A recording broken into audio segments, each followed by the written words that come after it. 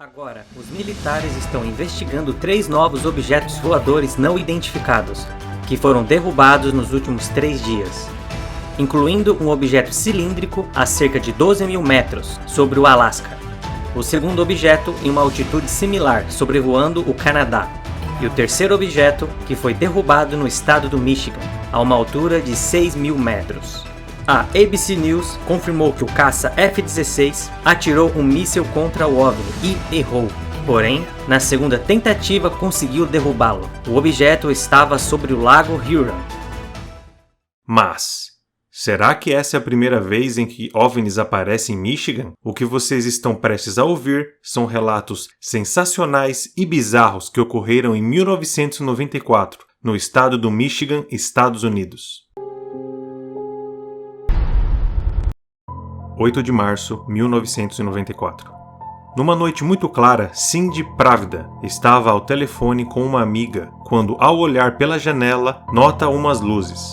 O brilho das luzes era tão forte que a Cindy tinha a impressão de serem provenientes de uma enorme lua cheia. Porém, ao olhar com mais atenção, teve certeza que não era a lua, pois se tratavam de 4 luzes. As luzes estavam em linha reta e imóveis, logo acima das árvores de seu pasto. A luz que estava mais à esquerda se moveu lentamente ao longo da copa das árvores e depois voltou lentamente à formação original. Logo em seguida, a luz que estava na ponta direita ao oeste começou a se mover lentamente e sumiu num piscar de olhos. Não era possível observar nada além de luzes super fortes. Mas, o que estariam fazendo ali? E o mais importante, o que seriam?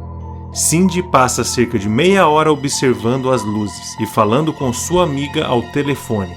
Uma coisa que chamou a atenção é que não era possível ouvir nenhum som daquele fenômeno. Inclusive a sua égua, que estava no campo, pastava e nem dava bola para tudo aquilo. A dezenas de quilômetros ao sul, em Holland, Holly estava deitada com seu marido ao passo em que seus filhos de 10 e 14 anos estavam na sala. Um dos filhos começa a gritar: "Vocês têm que ver isso, venham aqui, vocês têm que ver isso." A sala da casa da Holly parecia um holofote de tão iluminada. Holly então resolve ligar para a central de emergência. We were just wondering, have you heard anything about these lights that are flickering up here? It's like a group. It looks like a string of Christmas lights that's way up in the sky. And we wondered if you had heard anything about it. No, that's right. Well, you might not have come and take a look. It's different. I've never seen anything like it. I don't know. It's strange. But it's right out east, southeast, is way up.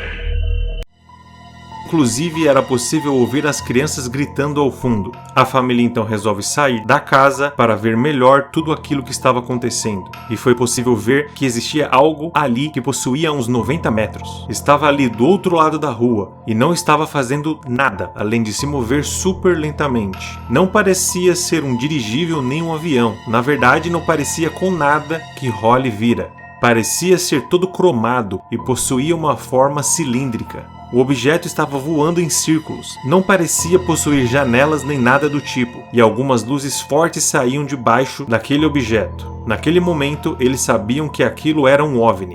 Eles ficaram olhando para aquilo por cerca de 20 minutos, quando o sargento Jeffrey House chega para atender o chamado de emergência. Jeffrey observou 2 luzes que se moviam para sudoeste, porém, as luzes estavam numa grande altitude. As luzes eram brancas e depois ficavam verdes e estavam bem próximas. Porém, uma delas, de uma maneira rápida, se afastou da outra e continuou mais rapidamente em direção a sudoeste. E Jeffrey disse que essa movimentação era diferente dos aviões que ele conhecia. Após um tempo que eles ficaram observando, Jeffrey se preparava para ir embora quando o marido de Holly observa algo surpreendente. Aquele OVNI que estava supostamente sozinho se dividiu em 5 e depois sumiram. O sargento Jeffrey então resolve perseguir as luzes e, ao passo em que fazia isso, começava a receber vários chamados de emergência do centro de Ottawa. Jeffrey então resolve ligar para o condado de Ottawa com o intuito de encontrar algum serviço de radar que ajudasse a descobrir o que as pessoas estavam vendo. Foi então que ligaram para o Serviço de Meteorologia de Muskegon. Às 22 horas, no Serviço Nacional de Meteorologia, foi informado o estranho fenômeno para Jack Bushong. Nascido e criado em Muskegon, oeste de Michigan, Jack Bushong, desde muito pequeno, sempre teve muito interesse por astronomia e meteorologia. Aos 5 anos, já começara a interpretar mapas meteorológicos. Naquela data, possuía 29 anos e trabalhava no Serviço Nacional de Meteorologia já fazia 3 anos. Ao ouvir o pedido de ajuda, Jack, apesar de interessado, achou que fosse alguma brincadeira. Para operar um radar meteorológico não é apenas necessário analisar os fenômenos atmosféricos, mas também entender como funciona o radar em si e o que pode enganá-lo. Jack havia passado por um treinamento rigoroso para conseguir emitir alertas de mau tempo e de tornados com base no que conseguia entender nos radares. Jack então começa a operar o radar e com muita perícia consegue identificar um objeto que inicialmente pensou ser apenas uma aeronave voando a 160 km por hora e que estaria voando a 2.000 metros. Por cerca de 15 segundos aquele objeto parou e ficou flutuando, o que já indicava algo muito incomum. Aquilo poderia ser um dirigível ou um balão ou algo do tipo. Depois disso, as coisas começaram a ficar realmente estranhas. God, what is that? That we're going together and coming apart. Yeah, there's three. They're separated by looks like about 5,000 feet in height. They're very strong returns. I mean, they're spiking, so there's something pretty solid. Not a precipitation or anything, especially up at that height. Tudo parecia indicar que aqueles objetos eram aeronaves, mas não se moviam como aviões. Era sabido que eles eram sólidos e lisos e possivelmente de um material extremamente refletor, talvez de um metal polido, e Jack disse que isso era notado facilmente pela quantidade de energia que era presente no eco do radar.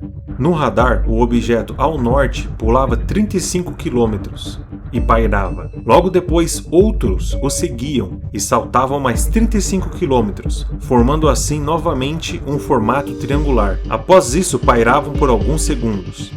O que poderia ser aquilo? O que na natureza poderia se movimentar dessa forma? Será que os objetos estavam querendo chamar a atenção? Jack, ao presenciar tudo aquilo, ficou muito assustado, nervoso e tremendo. Quando finalmente chegaram na área ao final do lago Michigan, aquelas coisas pararam e ficaram ali por um tempo.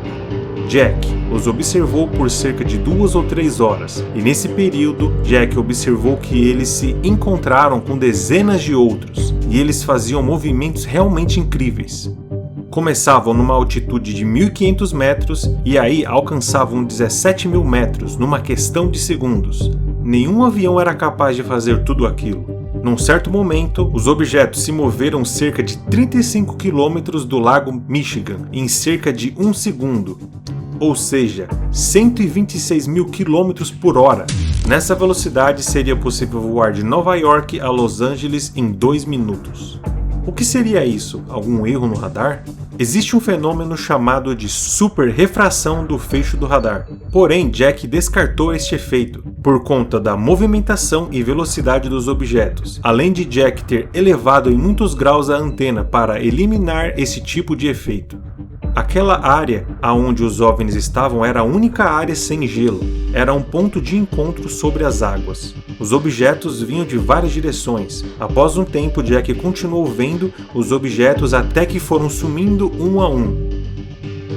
Após este acontecimento, vários jornalistas e programas de televisão comentaram sobre o caso.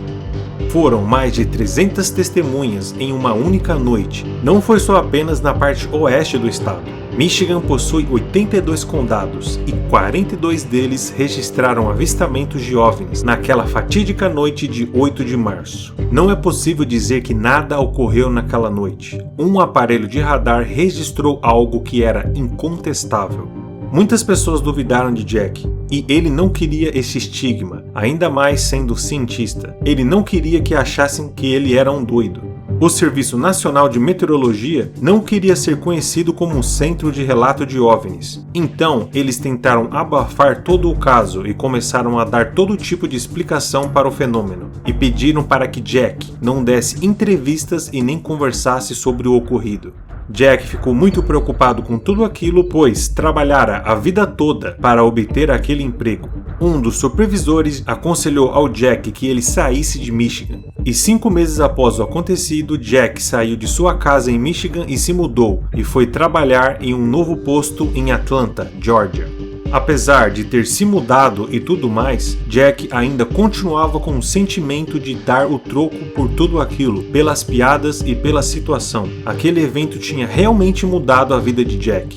Esse evento ocupou a mente de Jack por 30 anos. Ele chegava a ter dores de cabeça de tanto pensar e tentar entender o que tinha acontecido.